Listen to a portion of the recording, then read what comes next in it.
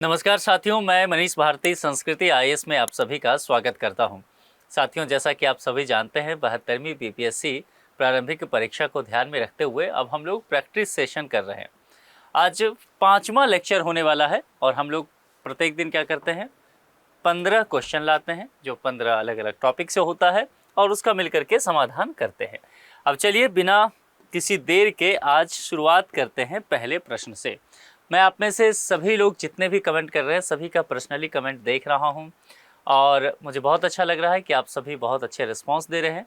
बहुत सारे लोग जो मैं कहता हूं कि 15 क्वेश्चन जो है तो सॉल्व करते चलिए मेरे साथ और लिख करके बताइए कि आपका कितना सही हो रहा है। ये काम कर भी रहे हैं, ये अच्छी बात है। कुछ लोग कह रहे हैं कि सर आज कम ही सही हुआ, कोई बात नहीं। इस विषय में मतलब घबराने की आवश्यकता ही नहीं है कि कम सही हुआ या ज़्यादा सही हुआ। आप जो प्रैक्टिस कर रहे हैं वो जो डी डे होगा आपका 25 अक्टूबर को जब आप प्रीलिम्स दे रहे होंगे, ये कंटेंट आपको सीधे याद आने लग जाएगा। तो प्रैक्टिस ज़रूर करते रहिए। सवाल कितना गलत सही हो रहा है ये ध्यान से हटा दीजिए, ठीक है। तो आज भी आप यही करेंगे। इधर प्रश्न है तो इसका जवाब कमेंट बॉक्स में लिखते चलिए, ठीक है। अब चलिए यहाँ पर डिबेट करते हैं। क्या है, हाल ही में बिहार मंत्रिमंडल ने किस जिले में, कीवर्ड पहचानिए प्रश्न का। हम लोग क्या करते हैं, हम लोग प्रश्न को सबसे पहले ठीक से समझते हैं। तो डिस्ट्रिक्ट पूछा गया है यहाँ पर, किस जिले में इंटीग्रेटेड एक्वा पार्क स्थापित करने की मंजूरी दी है, ठीक है। अब यहाँ पर 4 डिस्ट्रिक्ट आपको दिया गया है। तो आपसे प्रश्न पूछा गया है कि इंटीग्रेटेड एक्वा पार्क किस डिस्ट्रिक्ट में होने वाला है। और बिहार कैबिनेट ने जो इस बात को लेकर के अप्रूवल दिया उसमें कई डिस्ट्रिक्ट को लेकर के विचार किया जा रहा था कि कहाँ पर ये इंटीग्रेटेड एक्वा पार्क बनाया जाए, लेकिन जिस एक जगह ने बाजी मार लिया उस डिस्ट्रिक्ट का नाम है भोजपुर। अच्छा, एक बात ध्यान रखिएगा, हो सकता है कि आपको विकल्प में आरा लिखा हुआ मिल जाए, ठीक है। तो घबराना नहीं है, भोजपुर ऑफिशियली डिस्ट्रिक्ट का नाम है और इसका हेडक्वार्टर जो है वो आरा में पड़ता है। ऐसा हो सकता है, ठीक है, नहीं तो ज़्यादा चांसेस रहेगा कि भोजपुर ही आपको देखने को मिल जाएगा। अब यहाँ पर किस क्षेत्र में है, एक जगह है जिसका नाम है, लिख लीजिए, बानासुर मत्स्य बीज प्रक्षेत्र। यहाँ पर ही इंटीग्रेटेड एक्वा पार्क स्थापित करने की बात कही गई है। और यह परियोजना किस योजना के अंतर्गत चलाया जा रहा है, चूंकि ये योजना पूछा जा सकता है तो एक योजना है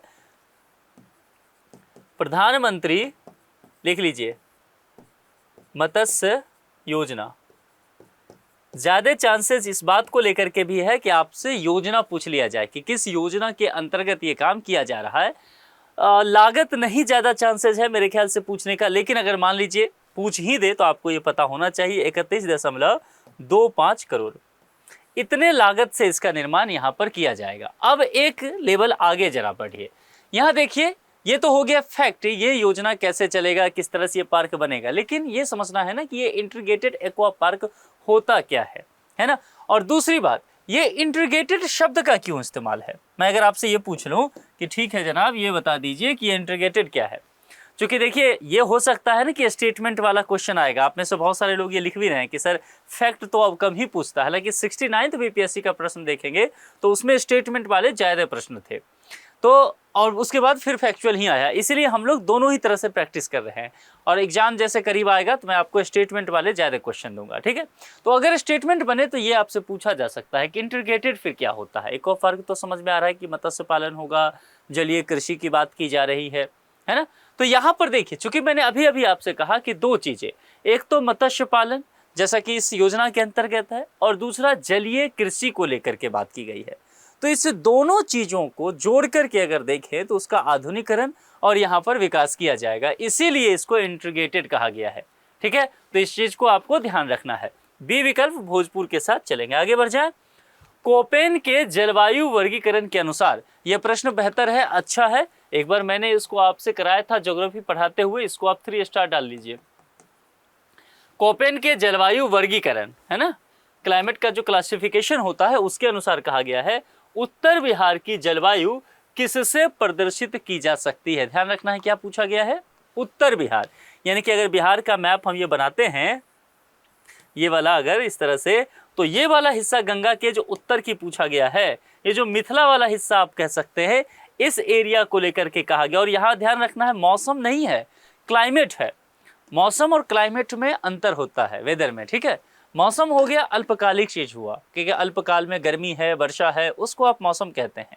लेकिन क्लाइमेट पिछले कुछ वर्षों की स्टडी की जाती है, दीर्घकालिक चीज़ों को देखा जाता है कि इस एक क्षेत्र का क्या किस तरह का पैटर्न हो रहा है लंबे समय तक मौसम का, और फिर हम उससे क्लाइमेट डिनोट कर पाते हैं। ठीक है, तो ये ध्यान रखिएगा। तो इस एरिया का क्लाइमेट आपसे पूछा गया और कहा गया है कि यहाँ पर जो कोपेन का जो वर्गीकरण है उसके अंतर्गत 4 विकल्प आपको दिए गए हैं। ठीक है, अब उत्तर बिहार की जलवायु की अगर बात करेंगे, आपको मैंने पहले ये पढ़ाया हुआ है, अगर आपको इस ध्यान है, और ये चारों विकल्प के विषय में मैंने डिटेल से आपको समझाया है।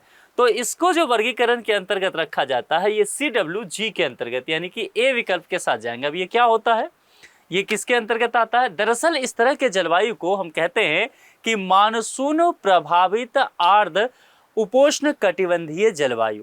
क्या क्या मैंने कहा, फिर से ध्यान दीजिए, मानसून प्रभावित।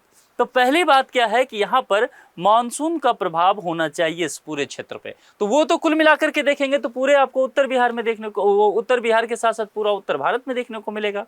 ठीक है, इसके अलावा आर्द्र और उपोष्ण कटिबंधीय जलवायु की मैंने बात कहा। ठीक है, तो इसमें क्या होगा ये बात ध्यान देना है कि ये तो टर्म हमने इस्तेमाल किया, तो इसमें क्या हुआ, गर्म शीतकाल होगा और सर्दी फिर कैसा होगा, तो वह शुष्क होगा। ये नोट कर लीजिए, यानी कि ग्रीष्म काल की अगर बात करेंगे तो वो कैसा होगा, गर्म होगा काफ़ी ज़्यादा। ठीक है, और जब सर्दी की बात करेंगे तो वह क्या होगा, शुष्क हो जाएगा। ये दोनों चीज़ें इससे नोट करके ध्यान के रखिएगा, स्टेटमेंट वाले प्रश्न में पूछा जा सकता है। अब एक चीज़ और आपसे पूछा जा सकता है साथियों कि इस तरह का जो क्लाइमेट है CWG वाला, ये मुख्यतः किस एरिया में हो सकता है। एक बड़े लेवल पे आपसे बात किया जाए तो मैंने मोटे तौर पर आपसे सीधे कहा कि आप ये ध्यान रखो कि ये उत्तर भारत में पूरा देखने को मिलेगा। अब उत्तर भारत में देखने को मिलेगा तो थोड़ा और इसको डिफाइन करके देख लीजिए। जैसे कि अगर मान ले नदी के हिसाब से पूछ दे, नदी बेसिन से, तो गंगा का मैदान जो आप देख सकते हैं, अब देखिए बात एक ही है ना, गंगा का मैदान तो उत्तर भारत की ही बात हुआ ना, उत्तराखंड से चलते हुए उत्तर प्रदेश, बिहार होते हुए पश्चिम बंगाल से बांग्लादेश की तरफ और फिर वे ऑफ बंगाल में मिलना, तो ये पूरा रूट वही पड़ता है। अब इसमें अगर एक लेवल और आपसे आगे बढ़ जाए और पूछ ले कि भाई एरिया रिवर बेसिन के अलावा आप स्टेट ही बता दो हमें, किस किस राज्य में इस तरह का क्लाइमेट देखने को मिलेगा, तो जरा सोचिए कहाँ कहाँ हो सकता है। यही है, सिर्फ आप अपना लॉजिक लगाइए, कुछ भी इसमें याद करने की जरूरत नहीं है। तो जरा सोचिए कौन कौन सा क्षेत्र हो सकता है। चलिए उत्तरी मैदान के क्षेत्र, चलिए पूरा भारत के लेवल पे आप देखिए, तो क्या देश की राजधानी दिल्ली होगा? जाहिर सी बात है दिल्ली इसमें हो सकता है, क्यों नहीं होगा। इसके अलावा बिहार तो, अच्छा दिल्ली से नीचे चलते चलिए, मतलब उस एरिया को पूरा ले लेते हैं। दिल्ली के बगल में है हरियाणा, तो ये भी उत्तर भारत में आ जाएगा, तो हरियाणा भी रख लीजिए। अब चलिए हरियाणा के बगल में पंजाब, पंजाब भी इसमें आएगा, और इसके साथ साथ बिहार का भी ये पूरा क्षेत्र जो है इस एरिया में आपको देखने को मिलेगा। ठीक है, तो ये चीज़ें जो है आपको थोड़ी पता होनी चाहिए। आगे बढ़ जाएं। तीसरा, पुष्यमित्र शुंग द्वारा 2 अश्वमेध यज्ञ किए जाने के बारे में जानकारी किस लेख में मिलता है? इसको 3 स्टार डालिए। पुष्यमित्र शुंग, दरअसल इससे संबंधित कई प्रश्न पहले भी बीपीएससी में पूछा गया है, इसीलिए ये नाम महत्वपूर्ण है। दूसरी बात देखिए, क्यों मैंने कहा इसको 3 स्टार डालिए, यहाँ पर ये लेख तो नोट कर लिए। अगर कोई भी रचना रहता है कि किसने लिखा है, लेख हो गया, लेखक का नाम हो गया, है ना, कोई क्या कह सकते हैं उसको, आर्टिकल, आलेख वगैरह होता है ना, यात्रा वृत्तांत होता है। ध्यान रखिएगा, ये सब टॉपिक अगर आप PYQ में देखेंगे तो एक ना एक क्वेश्चन इससे बीपीएससी में रहता ही रहता है। तो यहां पर एक बात देखना है, ये 2 तरीके से पूछा जाता है जो मैंने फाइंड आउट किया। एक तो आपसे स्टैटिक्स का ही पूछ लेगा, यानी कि मेडिवल एंशिएंट हिस्ट्री में क्या हुआ, कौन लेखक वगैरह क्या किताब लिखे, वो सब पूछ सकता है। एक क्या होता है, आपसे करंट अफेयर से जोड़ के क्वेश्चन पूछेगा कि हाल फिलहाल में किसी ने कोई किताब रचना वगैरह लिखी हो तो वो पूछा जा सकता है। तो दोनों तरीके से तैयारी कर लेना है। यहाँ पर ये स्टैटिक वाले एंगल से आपको सोचना पड़ेगा। अब चलिए, पूछा क्या गया है, पुष्यमित्र शुंग द्वारा 2 अश्वमेध यज्ञ किए जाने के बारे में जानकारी किस लेख में है? इसमें एक प्रश्न आपका ऑलरेडी हो गया है। क्या हो गया है कि पुष्यमित्र शुंग ने 2 अश्वमेध यज्ञ कराया था। अगर यह प्रश्न आ जाए कि निम्नलिखित में से किस शासक ने 2 अश्वमेध यज्ञ कराया तो और उसमें पुष्यमित्र रहता है विकल्प में, तो आपका प्रश्न तो बन गया ना, एक जवाब तो यही आ गया। अब है कि ये कहाँ लिखा गया है, तो यहां पर ध्यान दीजिए, एक अभिलेख आता है अयोध्या अभिलेख, ठीक है। अयोध्या अभिलेख में इसकी चर्चा मिलती है। अब एक प्रश्न यहां भी आएगा कि एक तो अयोध्या लेख सी विकल्प, एक चर्चा ये की जाती है और प्रश्न आ सकता है कि आखिर अयोध्या अभिलेख में किसने इस बात को दर्ज करवाया, किसने इस बात को लिखवाया, तो किसी और ने नहीं, उस वक्त अगर पुष्यमित्र का जो राज्यपाल हुआ करते थे, नोट कर लीजिए इसको, पुष्यमित्र का राज्यपाल, उन्होंने इसको लिखवाया था। और इस पर एक बार प्रश्न बीपीएससी में बहुत पहले आ चुका है कि पुष्यमित्र के राज्यपाल जो रहे हुए हैं, जो उसके 2 अश्वमेध यज्ञ जो कराया गया था अयोध्या लेख में जो लिखवाया, उनका नाम क्या था। पूरी कहानी दे दिया, सिर्फ नाम पूछ लिया। और बहुत सारे लोग सारी चीज पढ़ के गए, नाम ही भूल गए। ये पढ़ के गए थे कि राज्यपाल ने कराया, तो ये भी देख लीजिए कि नाम क्या है। तो क्या नाम है, धनदेव।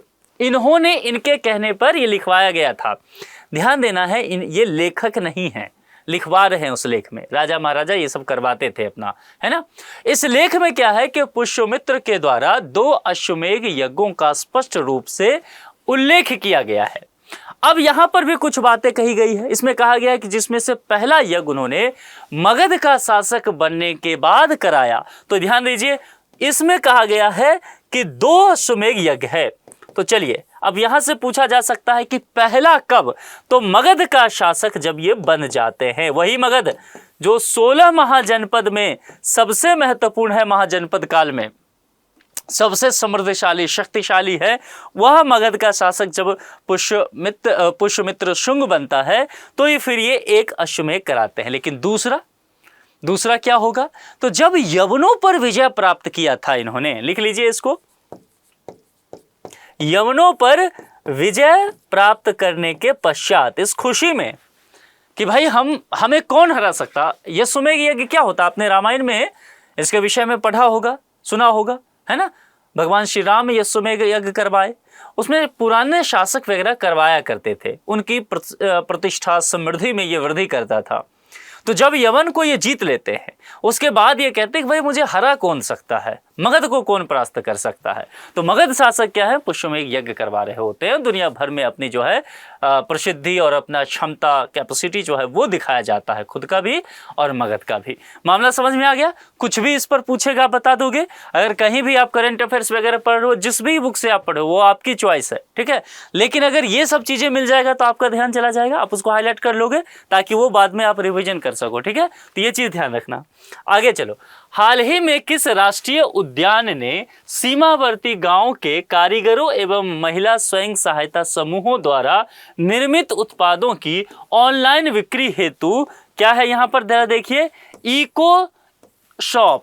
शॉप लॉन्च की है। चलिए फिर से एक बार इसको देखिए। कोई भी प्रश्न, पहले ध्यान से समझिए, कोई भी प्रश्न जो बहुत लंबा हो, घबराना नहीं है, छोड़ना नहीं है। ऐसे प्रश्नों का जवाब आसान होता है, पहली लाइन, क्योंकि ऐसे प्रश्नों में जवाब घूमता रहता है, आपको ठीक से समझना है। अगर वो ठीक से समझ जाएंगे तो आपका काम बन जाएगा। अब चलिए, क्या है यहां पर, हाल ही में किस राष्ट्रीय उद्यान ने, तो देखिए एक हिंट है, आपको जवाब में फिर यहां पर देखना पड़ेगा कि जो भी विकल्प में है वो राष्ट्रीय उद्यान के लेवल का चीज है कि नहीं। ऐसा तो नहीं है बायोलॉजिकल पार्क कोई दे दिया है, अगर दे दिया तो उसको एलिमिनेट कर दीजिए, बाहर कर दीजिए। और ये कब कर पाएंगे, जब आप बायोलॉजिकल पार्क पढ़े रहेंगे, जब आपके पास राष्ट्रीय उद्यान की जानकारी रहेगा। ये सब मैंने एक अलग लेक्चर आपको पढ़ा दिया है, ठीक है। अब चलिए, तो यहां पर एक तो पहचानने का तरीका ये हो गया। अब दूसरा, मान लीजिए यहां पर 2-3 राष्ट्रीय उद्यान हो गया, तो देखना क्या है, सीमावर्ती गांव, बॉर्डर एरिया में कौन सा राष्ट्रीय उद्यान है दिए गए विकल्प में से, फिर उस पर हम चलेंगे। तो यहां पर क्या है, सीमावर्ती गांव के, फिर क्या है, कारीगर एवं महिला, और फिर क्या कहा जा रहा है, ये स्वयं सहायता समूह, सेल्फ हेल्प ग्रुप्स की बात की जा रही है। क्लियर हो गया। अब चलिए, इनके द्वारा, चूंकि सेल्फ हेल्प ग्रुप क्या होता है, वहां पर बहुत सारे कारीगर वगैरह जो होते हैं वो चीजें बनाते हैं, कुल मिलाकर के हस्तशिल्प वगैरह जो होता है, आप इसको MSME सेक्टर से जोड़ करके देख सकते हैं, ठीक है। तो कुल मिलाकर के यहाँ जो उत्पाद बनता है उसको बेचने की बात की जाती है, तो वो ऑनलाइन बिक्री की व्यवस्था ई शॉप के माध्यम से की जा रही है। तो ये कौन से राष्ट्रीय उद्यान के द्वारा किया जा रहा है? ठीक है, क्या वो जिम कॉर्बेट राष्ट्रीय उद्यान है, क्या वो रणथंभौर राष्ट्रीय उद्यान है, क्या वो काजीरंगा राष्ट्रीय उद्यान है, क्या वो कान्हा राष्ट्रीय उद्यान है? तो अगर पिछले कुछ समय में आपने केवल अखबार में पढ़ा होगा, नज़र के सामने से गुजारा होगा चीज़ों को, तो आपको पता होगा कि सीमावर्ती गांवों के समूह जो है, जो सेल्फ हेल्प ग्रुप में कारीगर वगैरह या महिला जो उत्पाद बता रहे हैं, उनके लिए इको शॉप यानी ई शॉप जो लॉन्च किया गया था वो काजीरंगा राष्ट्रीय उद्यान के द्वारा किया गया था। कहाँ है काजीरंगा राष्ट्रीय उद्यान? सी विकल्प में टिक लगा दीजिए।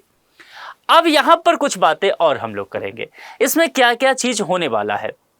जैसे कि इसे सरकारी ई मार्केट प्लेस यानी कि जैम, ये एक शब्द आपने पढ़ा होगा, इसको नोट कर लीजिए, ये आपसे पूछा जा सकता है तो आपको पहचान रहना चाहिए।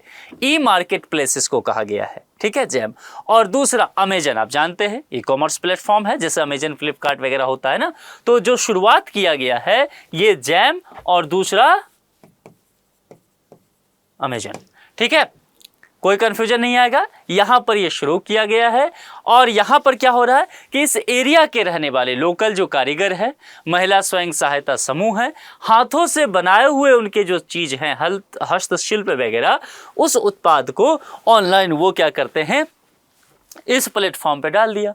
नहीं तो आप इस क्षेत्र के रहने वाले होते तभी तो इनका उत्पाद जाके इनके गांव में खरीदते ना, या इनके सेल्फ हेल्प ग्रुप में।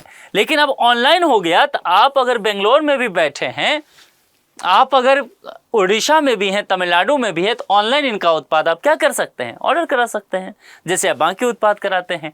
तो कुल मिलाकर के इनके रिच को बढ़ाने के लिए ये काम काजीरंगा राष्ट्रीय उद्यान के द्वारा किया गया है।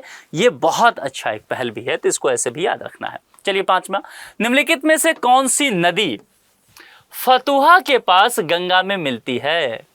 अगर ठीक से पढ़ा है तो मैंने आपको बताया। अच्छा, आप लोग कह रहे थे ना कि वो ई विकल्प भी सर बताइए, देखिए इसमें ई विकल्प मैं जोड़ दिया हूँ। कुछ क्वेश्चन में मैं प्रैक्टिस करवा दूंगा, चूंकि इस बार आपका 5 विकल्प रहने वाला है, ई रहेगा, और इसीलिए टाइमिंग आपका महत्वपूर्ण है। पहले क्या होता था, ध्यान दीजिए, 150 क्वेश्चन आपके पास होता था। ये सब ट्रिक सीखिए, नहीं तो एग्जाम हॉल में आपके लिए नुकसान होगा, समय नहीं बचेगा अब आपके पास। 150 क्वेश्चन आपके पास है, ठीक है। पहले क्या होता था कि कट ऑफ अगर 90-95 के आसपास जा रहा है और आप कोशिश करते थे कि चलो भैया 110-120 क्वेश्चन हम बना के आएंगे, कुछ गलत भी होगा, कम से कम नेगेटिव हो, है ना। तो मैं मान लेता हूं जो स्टूडेंट बहुत नेगेटिव करना चाहता है वो चाहता है कि चलो 120, इससे ज़्यादा क्वेश्चन बनाने का मतलब है कि बहुत कॉन्फिडेंस है तभी बनाइए, नहीं तो नेगेटिव बहुत ज़्यादा होगा, आप कट ऑफ से बाहर हो जाएंगे। तो मान लेते हैं कि 120 क्वेश्चन आप बना रहे हैं 150 में, तो ये जो सर्कल लगाया जाता था, चूंकि OMR सीट पे तो सर्कल भरना पड़ेगा ना, तो ये जो सर्कल भरने का काम है इसमें टाइम लगता है, और ये जेल पेन से नहीं होता है, ये बॉल पेन से होता है, पता है ना। तो बॉल पेन से और टाइम लगता है, क्लियर। तो अब जो अभी तक जो आप सर्कल भर रहे थे वो 120 क्वेश्चन का भर रहे थे, तो कम समय लग रहा था।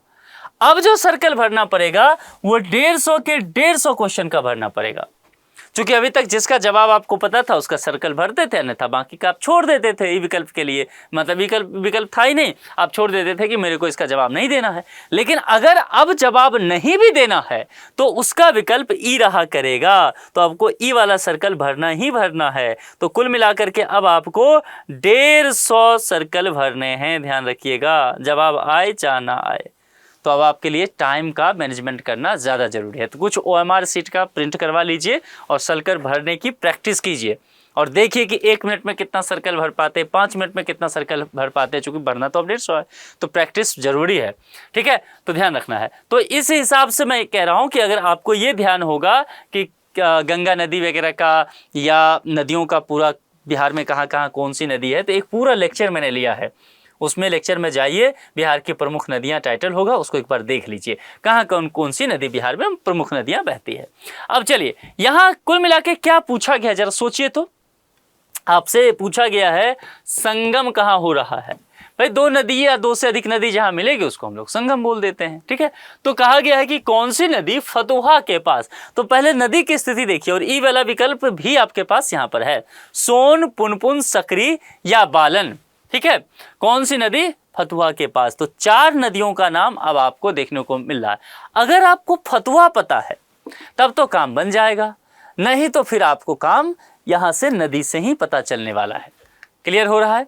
तो आपको जानते होंगे कि मैंने जब चर्चा किया था तो मैंने एक नदी की चर्चा की थी जो बिहार के दक्षिणी भाग में बहती है। उस नदी का क्या नाम है? पुनपुन रिवर। याद आ रहा है? और मैंने कहा था कि जो पुनपुन नदी है वह बिहार से नहीं बल्कि झारखंड से उसका उद्गम हो रहा है। और झारखंड में एक डिस्ट्रिक्ट पड़ता है, यहीं लिख दूं क्या? पलामू। ये झारखंड का एक डिस्ट्रिक्ट है। कहाँ का है? झारखंड। तो पलामू में से इसका एक उद्गम हो रहा है और इसी एरिया में एक पठार है। क्या नाम है उस पठार का? छोटा नागपुर। तो छोटा नागपुर का पठार, पलामू डिस्ट्रिक्ट, झारखंड स्टेट, वहां से निकल रही है पुनपुन नदी। अब पुनपुन निकल चुकी है, मैंने क्या कहा, यहां से निकल के ये किधर जाएगी? बिहार में एंट्री ले रही है। तो बिहार के दक्षिणी भाग से एंट्री लेगी। अगर बिहार का मैप मैं आपको यहां बना दूं, छोटा सा मैप बना करके, बस एक रफ आइडिया देता हूं मैं आपको। ये रहा बिहार का तरकता भरकता मैप, है ना, ये वाला कुछ। चलिए, मेरा उद्देश्य केवल इसमें है कि आपको दिखाऊं कि ये नदी किधर से किधर जा रही है। तो डिस्ट्रिक्ट ध्यान रखिएगा। अब डिस्ट्रिक्ट ध्यान रखेंगे तो इसमें यह औरंगाबाद गया होते हुए पटना तक पहुंच जाएगी। ठीक है, क्योंकि गंगा नदी में जाके मिलना है। तो गंगा तो ये है ना, गंगा तो ये मान लीजिए बक्सर वाला एरिया है, तो यहां से निकल रही है। तो कोई भी नदी अब दक्षिण की तरफ से बढ़ रही है, झारखंड की तरफ से आ रही है, तब भी गंगा के पास जाना पड़ेगा। उत्तर के भी तमाम नदियों को गंगा के पास आना पड़ेगा। क्लियर है? तो इसमें जो डिस्ट्रिक्ट ये नापेगी, बताइए उसमें कौन कौन से डिस्ट्रिक्ट होगा? ये इंपॉर्टेंट है। और देखिए यहां भी गलती कर सकते हैं आप, मैंने सब कुछ बताया है तब भी गलती करेंगे। कैसे गलती करेंगे अभी बताता हूं। औरंगाबाद मैंने अभी बोला है, ध्यान से देखिए गलती आप कैसे करेंगे। औरंगाबाद मैंने बोला है, मैंने गया जी बोला है, तो आप कहेंगे कि हाँ सर ये 2 डिस्ट्रिक्ट से होकर के गुजर रही है। ठीक है, और 2 डिस्ट्रिक्ट से औरंगाबाद गया होते हुए जाके गंगा में वहां पर मिल जाती है पुनपुन नदी। तीसरा डिस्ट्रिक्ट आप भूल रहे हैं। अगर जो लोग भूल रहे हैं वो डिस्ट्रिक्ट कौन है भाई? अगर गंगा में जाकर के यहां मिल रही है तो बताइए यहां पर कौन डिस्ट्रिक्ट है? पटना। उसका नाम भूल जाते हैं लोग। जहां जहां से बह रही है वो तो बता देते हैं, और जहां जाके मिल रहे तो कहते हैं सीधे जाके गंगा में मिल गई। गंगा भी तो वहां किसी डिस्ट्रिक्ट में है ना, तो उस डिस्ट्रिक्ट का नाम क्या है? पटना। तो ध्यान रखिएगा, ये डिस्ट्रिक्ट नहीं भूलना है। यही भूलते हैं लोग, खूब गलती करके आते हैं। जब डिस्ट्रिक्ट का सेट दिया जाता है तो पटना छोड़ देते हैं, क्योंकि वो सीधे सोचते हैं गंगा में जाके मिल गई। तो यहाँ पटना में जाकर के, तो पटना डिस्ट्रिक्ट से होकर के, पटना बड़ा फैला हुआ डिस्ट्रिक्ट है ना, तो वहां से नीचे से होकर फिर पूरा पटना क्रॉस करते हुए गंगा नदी में जाकर के गिरेगी। तो पटना से लगभग अगर देखा जाए 25 किलोमीटर दूर एक जगह पड़ता है। तो कितना किलोमीटर दूर पड़ता है? फतुहा 25 किलोमीटर दूर इसकी डिस्टेंस है फतुहा। वहां जाकर के फिर ये गंगा नदी में मिल जाती है। तो कुल लंबाई अगर इस नदी का उस हिसाब से अगर देखा जाए तो तकरीबन 200 किलोमीटर के आसपास आपको देखने को मिलेगा। लिख लीजिए कहीं पर अगर लिखना चाहते हैं आप तो, क्योंकि पूछ सकता है ना कि मैंने उस लेक्चर में आपको ही बताया है। 200 किलोमीटर के आसपास इसकी लंबाई देखने को मिलेगा। एक और चीज मैंने बीपीएससी में देखा है, प्रीवियस ईयर में खूब पूछा जाता है कि किसी भी नदी का जलग्रहण क्षेत्र पूछा जाता है। तो अगर इस नदी का आपको जलग्रहण क्षेत्र पूछ दिया जाए तो ध्यान रखिएगा 7,747 वर्ग किलोमीटर में। ठीक है, जब भी जलग्रहण क्षेत्र होगा तो वो वर्ग किलोमीटर में होगा, जो इसकी यूनिट होता है। और जब भी डिस्टेंस होगा तो उसका यूनिट क्या होता है? डिस्टेंस का मापने का किलोमीटर। तो वो ध्यान रखिएगा आप, ऐसा यूनिट। बाकी भी लगभग मैंने सारी चीजें इसमें बता दिया है। कुछ और आपको जानना है तो आप कमेंट में लिख सकते हैं। बस यहाँ सतर्क मेरा करना है कि पटना आप नहीं भूलेंगे इसमें, पुनपुन नदी के साथ। चलिए आगे बढ़ जाएं, एकदम ध्यान से क्वेश्चन बनाइए। श्री कृष्ण सिंह द्वारा गठित बिहार की निर्वाचित सरकार ने फरवरी 1938 में किस कारण से इस्तीफा दे दिया? ये स्टेटमेंट टाइप का क्वेश्चन है। आप लोग जो बोलते रहते हैं ना कि सर स्टेटमेंट वाला, तो यही है। चलिए इसको ध्यान से पढ़िए, स्टेटमेंट को ध्यान से पढ़िए, गलती नहीं होना चाहिए। क्या है देखिए, गांधी जी द्वारा ब्रिटिश के विरुद्ध सत्याग्रह आंदोलन के कारण। ठीक है, गांधी जी और सत्याग्रह आंदोलन। क्या कहा गया है? बिहार की जो निर्वाचित सरकार है तो फरवरी 1938 में, ध्यान से उस ईयर को ध्यान रखिए और घटना उसके हिसाब से मिलाइए। कि क्या सत्याग्रह आंदोलन 1938 के समय हो रहा है कि नहीं। अगर आप नहीं देखेंगे नहीं हो रहा है तो हटा दीजिए, उसको एलिमिनेट कर दीजिए, वो विकल्प में है ही नहीं, फिर कंपटीशन में ही नहीं है।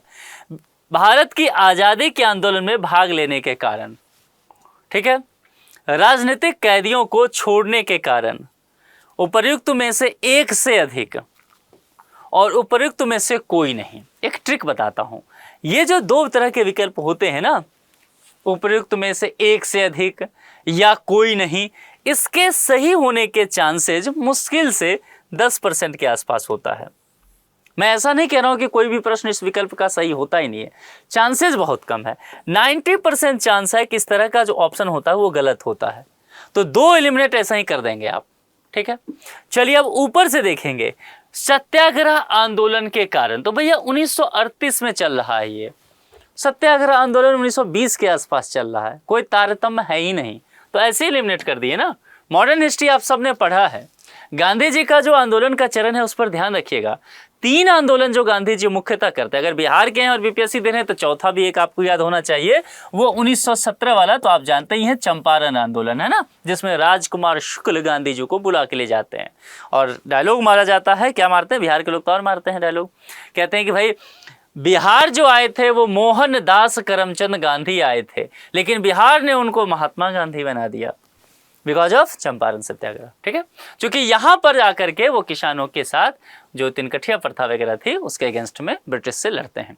तो कुल मिलाकर के ध्यान रखिएगा ये चीज़ें आपको, एक आंदोलन ये, उसके बाद बाकी चीज़ें बहुत सा खिलाफत वगैरह हो रहा है, सबको स्किप करते चलिए। फिर वहाँ पर आएंगे तो एक सत्याग्रह आंदोलन आपको 1920-21 के आसपास, फिर सीधा आपको स्वाभिनय अवज्ञा आंदोलन जो है 30 के आसपास, और फिर भारत छोड़ो आंदोलन 1942 में।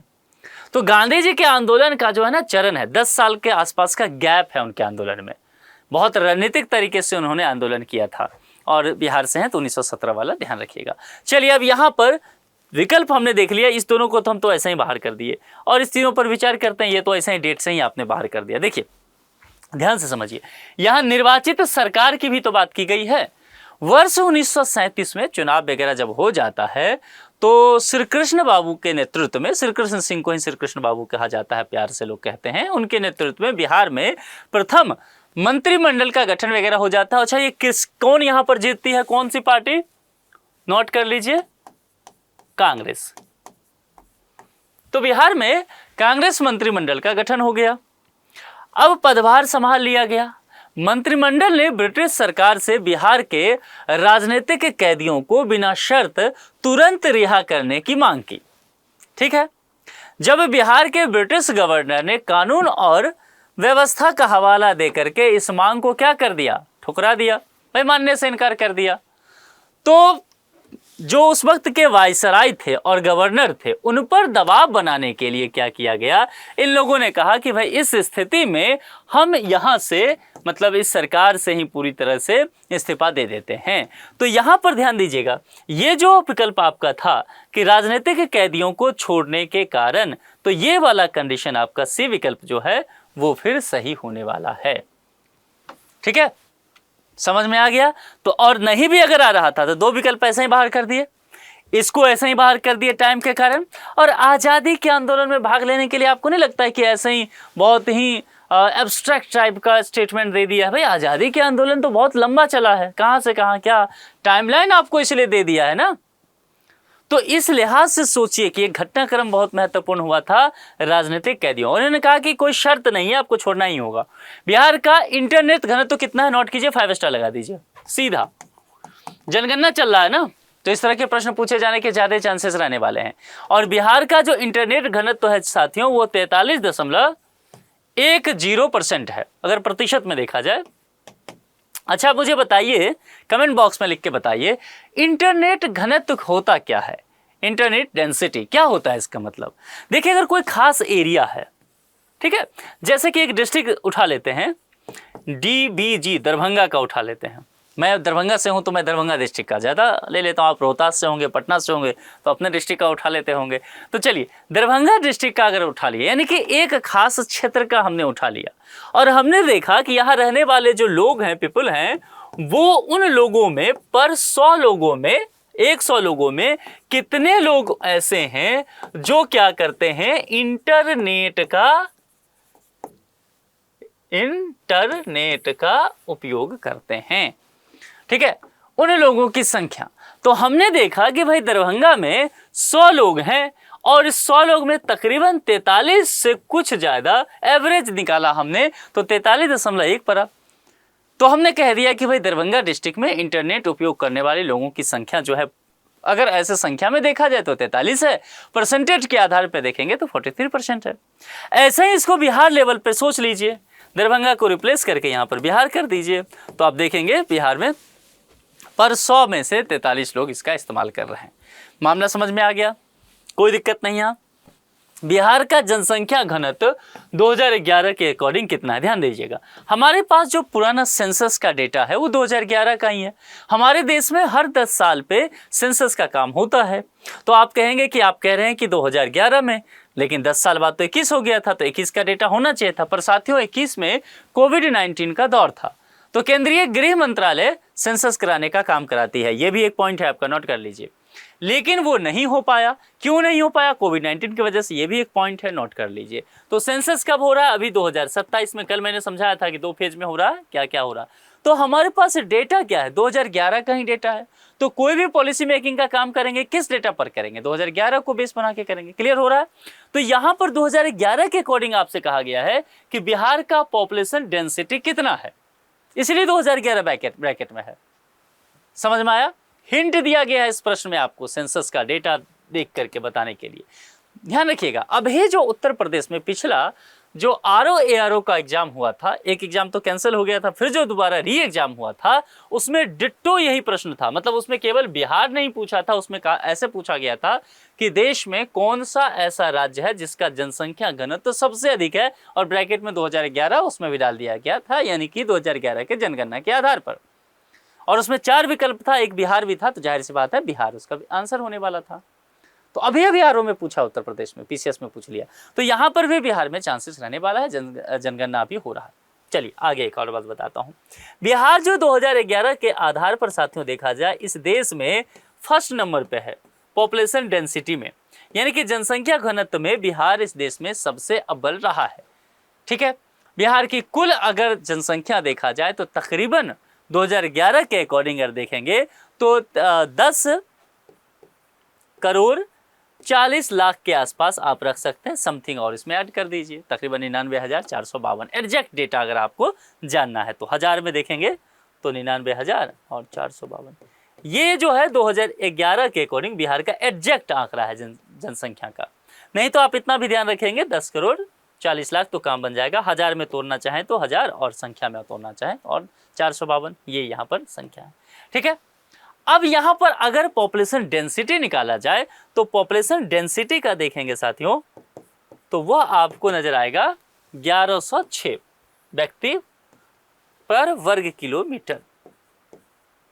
ये पर्सन हो गया और ये पर्सन जो है पर वर्ग किलोमीटर, यहाँ पर किलोमीटर स्क्वायर कर लीजिए अब। ठीक है, ये पॉपुलेशन डेंसिटी होगा। यानी कि क्या कहने का तात्पर्य हो गया कि 1 किलोमीटर मतलब 1 किलोमीटर वर्ग स्क्वायर में कितने लोग रहते हैं बिहार में, तो 1106 लोग रहते हैं। ये 2011 का जनगणना करता है और देश में सबसे अधिक है। इसीलिए बिहार में देखते होंगे कि परता, जो वहाँ बोलते हैं ना कि परता भूमि, खाली जमीन, वो बहुत कम मिलता होगा, आवास बहुत सटे सटे होंगे, और इसीलिए कहा जाता है कि बिहार में अगर कंपनी लगाना है तो भूमि अधिग्रहण करना थोड़ा मुश्किल हो जाता है। चलिए, बिहार के किस संस्थान में परम रुद्र सुपर कंप्यूटर का उद्घाटन किया गया? क्या पूछा गया है? परम रुद्र। तो एक बात तो समझ में आ गया है कि एक सुपर कंप्यूटर है जिसका नाम परम रुद्र है। ठीक, तो एक क्वेश्चन वहां बन गया आपके लिए, ऐसे एक पॉइंट हो गया। दूसरी बात यह भी समझ में आ गया कि परम रुद्र जो सुपर कंप्यूटर है वो बिहार में है, 2 क्वेश्चन बन गया। अब तीसरा और निर्णायक प्रश्न पूछा गया है कि किस इंस्टीट्यूट में वो है। जरा सोच के देखिए किस इंस्टीट्यूट में हो सकता है। NIT पटना, IIT पटना, अभी नया जो नालंदा यूनिवर्सिटी का कैंपस है, पुराना नालंदा जो था ना उससे तकरीबन 20-25 किलोमीटर दूर जो है न्यू कैंपस ओपन किया गया है। ठीक है, तो ऐसा नहीं सोचना है कि अरे पुराना वाले में तो होगा नहीं। केंद्रीय विश्वविद्यालय Bihar, central university of Bihar, ध्यान रखिएगा ये चारों यूनिवर्सिटी इस टक्कर का है कि कहीं भी परम रुद्र हो सकता है। लेकिन फिर भी एक सबसे महत्वपूर्ण आपको कौन सा लग रहा है? आईआईटी पटना नहीं लग रहा है? भाई आईआईटी है तो आईआईटी में रखा जाएगा ना उस चीज को, सुपर कंप्यूटर है। अब ये कैसे विकसित किया गया है, किस मिशन के अंतर्गत? एक मिशन के विषय में आपको मैंने पहले एक बार बताया था, NSM, नोट कर लीजिए इसको। ये NSM क्या है? राष्ट्रीय सुपर कंप्यूटिंग मिशन, ठीक है, national super computing mission, note कर लिया। इसी मिशन के तहत ये विकसित किया गया है। अब इसकी क्षमता कितनी है, नोट कर लीजिए। लगभग अगर मैं अप्रोक्स बताऊं तो 838 से लेकर के 850 टेराफ्लॉक्स है। क्या है? नोट कीजिए, 838 से 850 टेराफ्लॉक्स, ये टेराफ्लॉक्स में गिना जाता है, ठीक है। अब सुपर कंप्यूटर आप लोग जानते हैं, जो कंप्यूटर वगैरह इस्तेमाल करते हैं हम लोग, उसकी क्षमता सीमित होता है, प्रोसेसिंग उसका देखेंगे वो सीमित होता है ना। लेकिन सुपर कंप्यूटर एक साथ बहुत सारे डेटा का, मिलियंस ऑफ डेटा का एनालिसिस कर सकता है, आउटपुट बहुत तेजी से दे सकता है, उसका प्रोसेसिंग पावर जो होता है उसकी कैपेसिटी बहुत ज़्यादा होती है, ठीक है, इनपुट बहुत सारा वो ले सकता है। तो ध्यान रखिएगा, सुपर कंप्यूटर जो है, इसीलिए इन तमाम चीज़ों को करने के लिए रिसर्च वगैरह को आप उत्कृष्ट लेवल पे कर सकते हैं इसके माध्यम से, तो आईआईटी पटना में किया गया। भूमिदान का प्राचीनतम साक्ष्य किसके अभिलेखों में मिलता है? ये इंपॉर्टेंट है। भूमिदान का प्राचीनतम साक्ष्य, क्या वो मौर्य के है, क्या वो कुषाणों का है, सातवाहनों का है, या फिर वो गुप्तों का? देखिए, भूमिदान का सबसे जो प्राचीन साक्ष्य है वो एक राजवंश में देखा गया है, वो सातवाहन राजवंश जो है उसके अभिलेख में देखा गया है। अब एक बात ध्यान रखिएगा, वहां पर एक है नानाघाट अभिलेख, ठीक है। तो नानाघाट अभिलेख में ब्राह्मणों को भूमि दान करने की प्रथा की शुरुआत का उल्लेख है। तो प्रश्न अगर ऐसे बनता है कि यहाँ पर सातवाहन जो राजवंश है उसमें अभिलेख दान करने की बात पता चली है, वह अब उस अभिलेख में भूमि दान करने की बात पता चली है, भूमि किसको दान में दिया जाता था? ब्राह्मणों को, ये इसका जवाब है। कुछ भी। और दूसरा किस अभिलेख में? तो नानाघाट अभिलेख, नोट कर लीजिए। तो ये सारी चीजें आपको पता होनी चाहिए। और एक सबसे महत्वपूर्ण बात उसको मैं लिखा देता हूं, यह कब की अभिलेख है? ये तो पूछा जा सकता है ना, फर्स्ट सेंचुरी की, पहले शताब्दी की अभिलेख है साथियों, ठीक है। अब इसमें ब्राह्मणों को भूमिदान किए जाने की बात पता चला है इस राजवंश के द्वारा। निम्नलिखित कथनों पर विचार कीजिए। ये वो प्रश्न है स्टेटमेंट वाला जो आप लोग हो सकता है इस बार बीपीएससी ट्राई कर ले।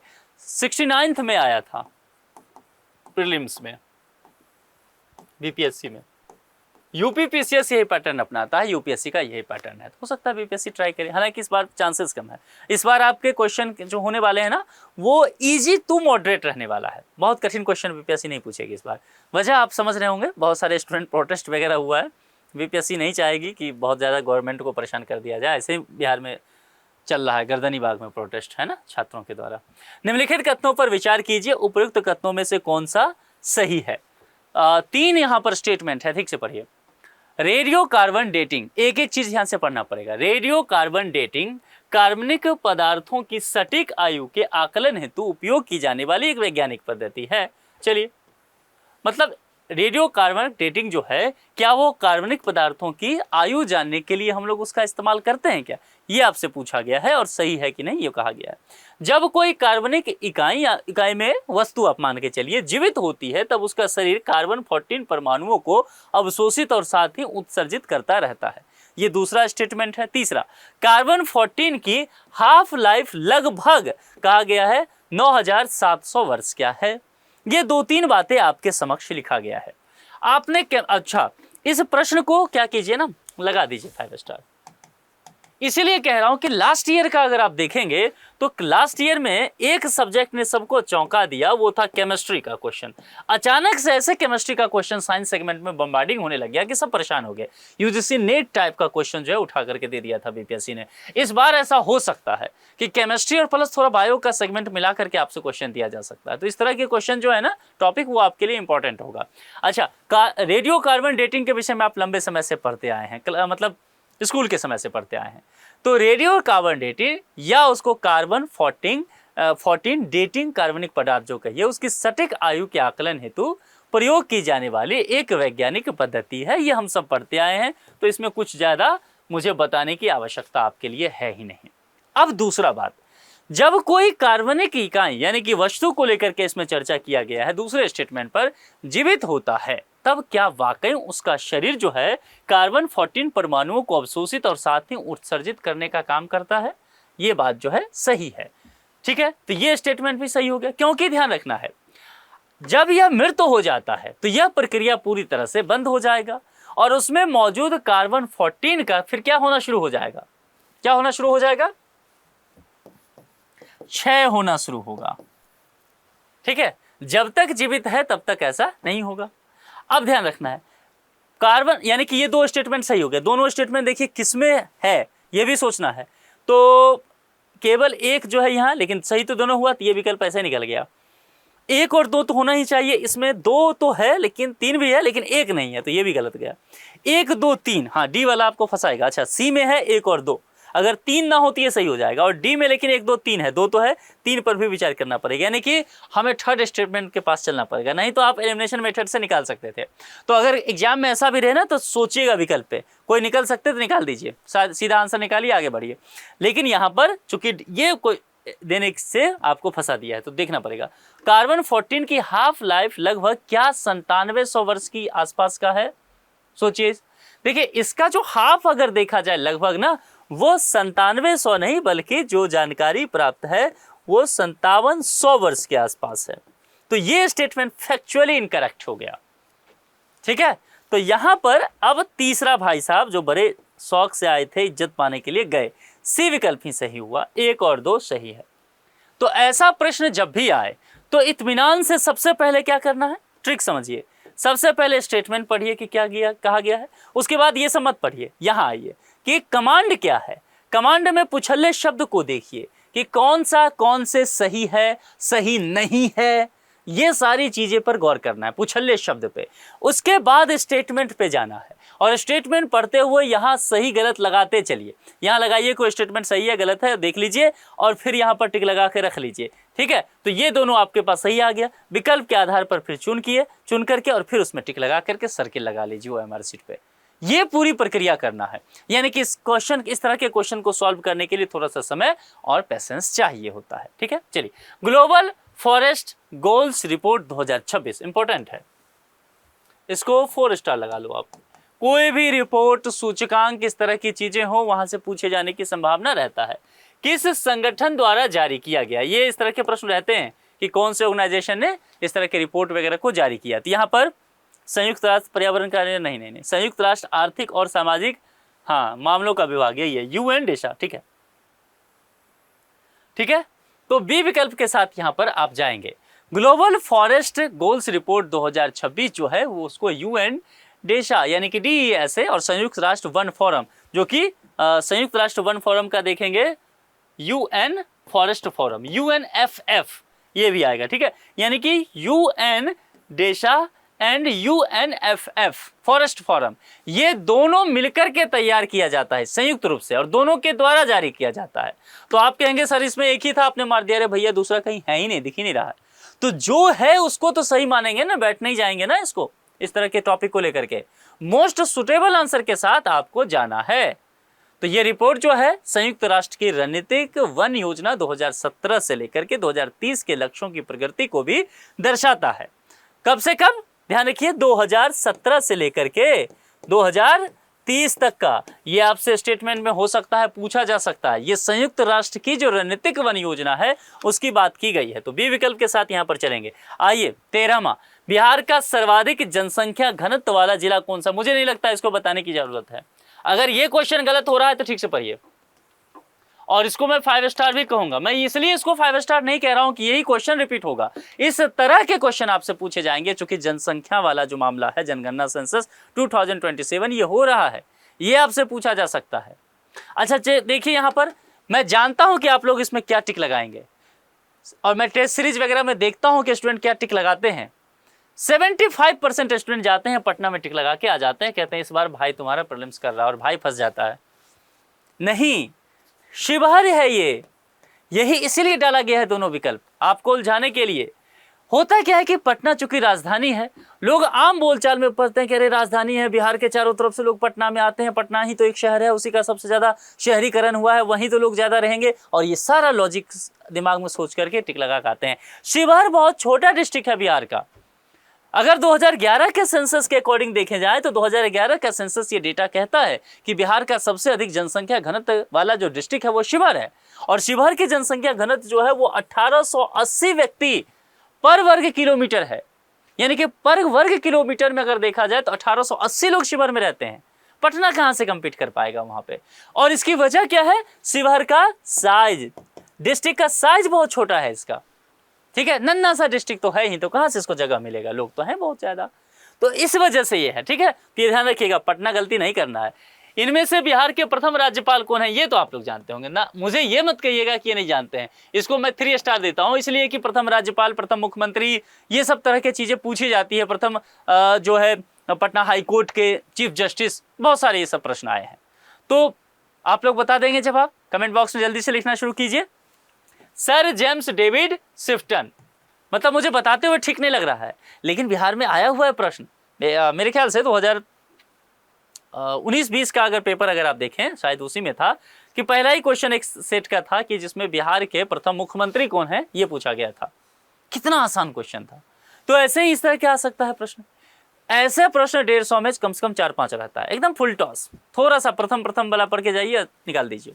तो सर जेम्स डेविड शिफ्टन जो है ब्रिटिश भारत के दौरान बिहार के प्रथम राज्यपाल यानी कि गवर्नर थे, और 1 अप्रैल 1936 को बिहार से अलग होकर जब बिहार एक नया प्रांत बना तब उन्हें यहाँ का राज्यपाल नियुक्त किया गया था। तो बताइए इनका कार्यकाल क्या होगा? रीजनिंग, चलिए इनके कार्यकाल की शुरुआत कहां से होगी? अभी मैंने कहा 1 अप्रैल 1936 को उड़ीसा अलग हुआ बिहार से, तो शुरुआत कहां से होगा इनके कार्यकाल का? 1 अप्रैल 1936 से, और इनका कार्यकाल रहा था 10 मार्च 1937। तो 1 अप्रैल 1936 से लेकर के और 10 मार्च 1937, ये कार्यकाल भी ध्यान रखिएगा। इसी दिन 36 को, 1 अप्रैल 1936 को क्या हो रहा है? उड़ीसा पहले बिहार का हिस्सा हुआ करता था, ये बिहार से अलग हो गया, भाग गया बिहार से, तो उस वक्त फिर बिहार और आज का झारखंड बच गया था, ठीक है। अब एक प्रश्न और मेरा मन कर रहा है आपसे पूछ लूं, स्वतंत्र भारत में बिहार के पहले राज्यपाल कौन थे? स्वतंत्र भारत में, ये ब्रिटिश कालीन भारत की बात की जा रही है ना, 36 है, भारत आजाद नहीं हुआ तो बिहार में जाहिर बात है स्वतंत्र राज्यपाल कहां से आएंगे? तो स्वतंत्र भारत में बिहार के पहले जो राज्यपाल हैं वह जयराम दास दौलत राम थे। क्लियर हो जाएगा, नाम बता दिया है मैंने। अब आपको यह बताना है कि जयराम दास दौलत राम जी का कार्यकाल क्या था।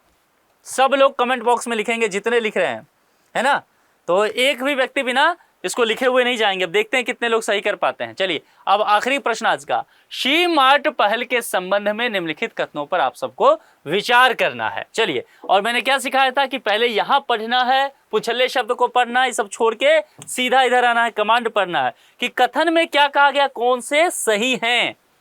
नहीं तो होता है सही नहीं है और सही है पढ़ के लगाने चले गए, तो पुछल्ले शब्द को बहुत गौर से पढ़ना है, ठीक है। अब आएंगे स्टेटमेंट पर, और स्टेटमेंट अब देखेंगे क्या है। देखिए, महिला नेतृत्व वाले, शी मार्ट, ये भी ध्यान रखना है, अगर ये थोड़ा सा ध्यान रहे ना, या ऐसे रख लीजिए सी मार्ट, ठीक है। तो अगर ये ध्यान रहेगा तो काम बनेगा, उसको रखना है ध्यान में। अब यहां पर है क्या, महिला नेतृत्व वाले ग्रामीण विपणन और आपूर्ति श्रृंखला एकत्रीकरण को स्थापित करने के उद्देश्य से केंद्रीय बजट 2026-27 में इसकी घोषणा की गई थी। ओके, इसको आगे देखेंगे। अगला, यह महिला एवं बाल विकास मंत्रालय के प्रशासनिक अधिकार क्षेत्र के तहत एक केंद्रीय क्षेत्रक योजना के तौर पर काम करती है। केंद्रीय क्षेत्रक योजना को लेकर के बात किया जा रहा है।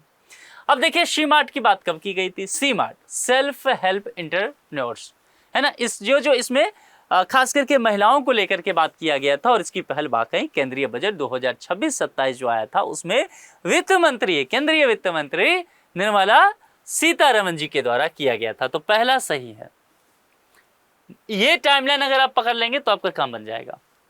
दूसरा, महिला एवं बाल विकास मंत्रालय, ये आपसे पूछा गया है। तो पहली चीज क्या है कि अगर ये हुआ है तो बजट में लाया क्यों किया गया, इसका उद्देश्य क्या है?